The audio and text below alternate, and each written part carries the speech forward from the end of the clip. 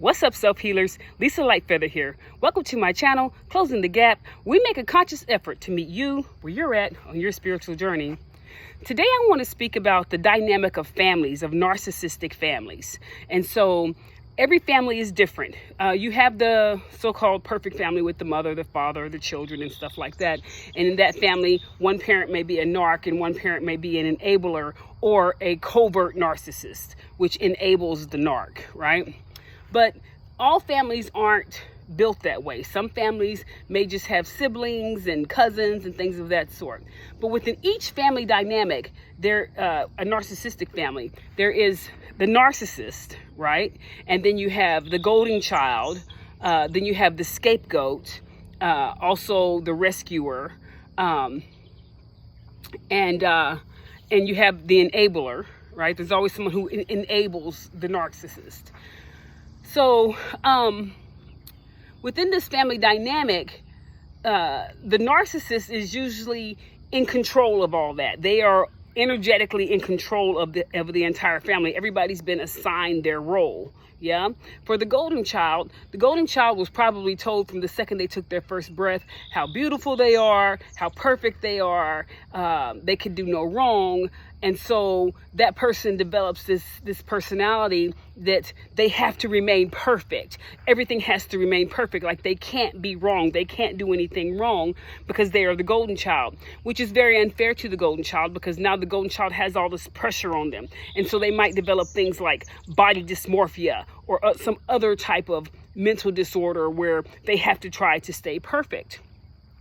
And then you have the scapegoat, which no matter what they do, everything gets pushed on the scapegoat. If the family is messed up, everything gets pushed on the scapegoat. The scapegoat's role is to take the brunt of the dysfunction in the family as their own. You know, that they are the reason that things are not working out right. They are the reason. The scapegoat is also usually the strongest one in the family. And that's why, therefore, they're able to take that brunt and the force of all the negativity in the family. The scapegoat is usually the most successful in the family. They're usually the strongest one. And so they're the ones that's normally trying to break the generational curses. And so the narcissist and the enabler, they don't want to see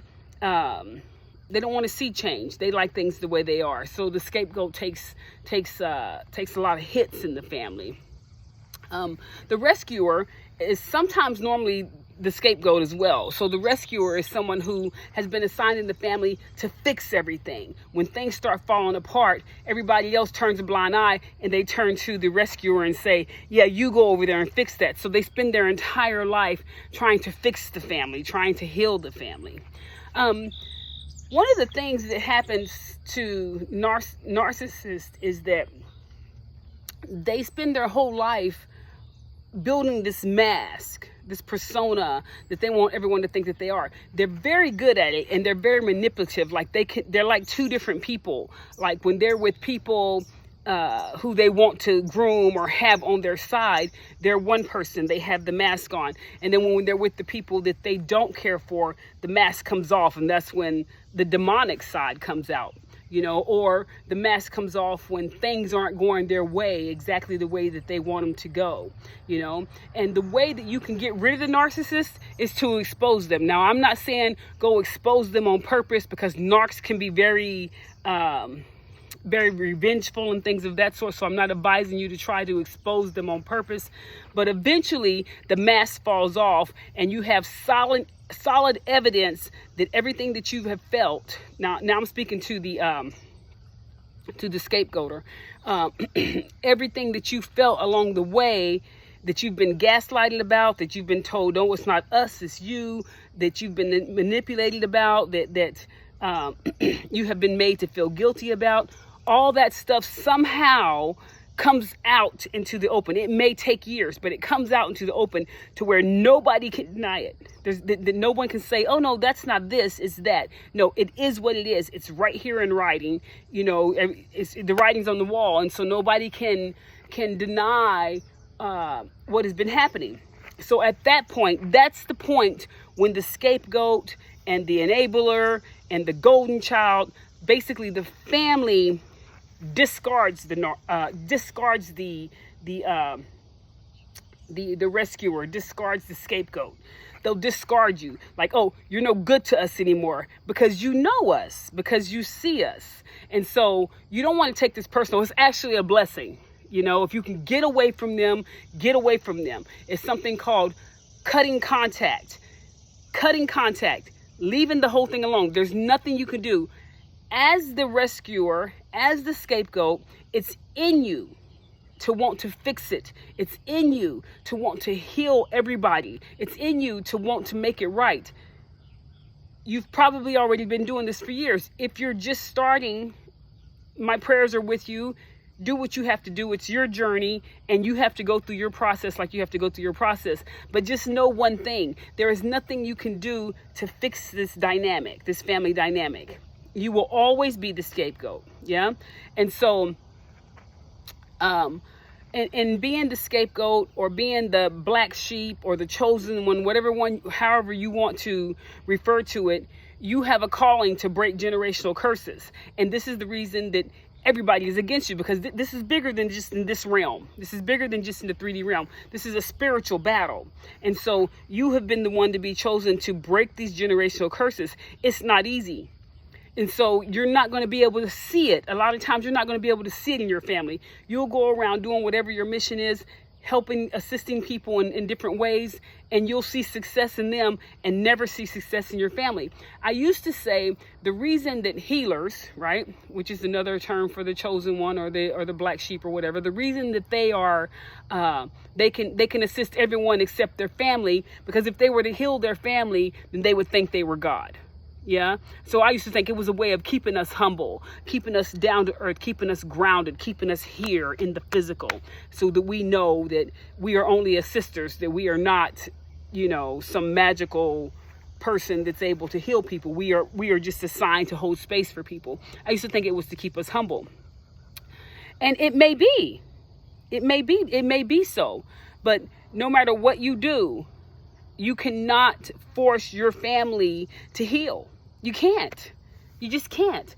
They're either going to call you crazy, they're going to call you pushy, they're going to call you, you know how she is. They love that. Well, you know how she is. They love that one. Well, you know how she is.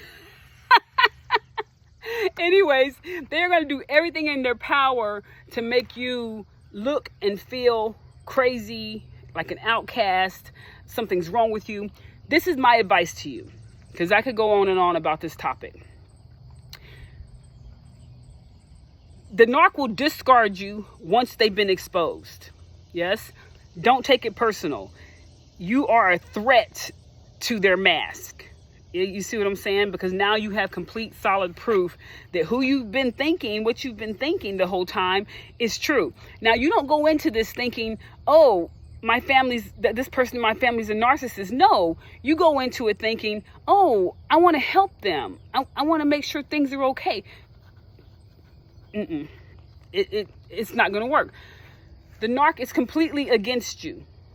They have been assigned to be against you in this lifetime, to prevent you from breaking generational curses. So you just have to keep going. But once they discard you, cut contact, go on with your life, and keep doing your mission. Because even though you're not able to heal this particular family dynamic in this particular lifetime, you are healing the generations before them. That's why it's so hard. You're not just healing this generation. You're healing the generations before you. You're healing your ancestors, and your ancestors are rooting for you because they want to be healed. They don't want to come back into this cycle again. Yeah. So keep doing your work, even though you don't have the support of the people who are closest to you. Keep going. Yeah. They'll try to come back. They'll try to suck you back in. They'll try to throw a line and fish you back in. It'll be tempting because that's your family. But I mean, my advice to you is, if you can stand strong on your own, stand strong on your own, because all they're doing is sucking you back into that cycle. And 9 times out of 10, they're wanting to punish you. Although they're the ones that discarded you, they're wanting to punish you for breaking free. Yeah. They're wanting to punish you for that. So that's all I have for you today, self-healers. I hope that this video was beneficial to you. Please don't forget to like and subscribe, and tune in for more for similar topics. on self-healing and holding space for others. I thank you for your likes, your subscribes, your comments, and I hope you have a beautiful week. You guys keep going, keep holding space, keep healing yourself, and keep doing what you have to do. Thank you for tuning in to Closing the Gap. We make a conscious effort to meet you where you're at on your spiritual journey. Y'all have a good day.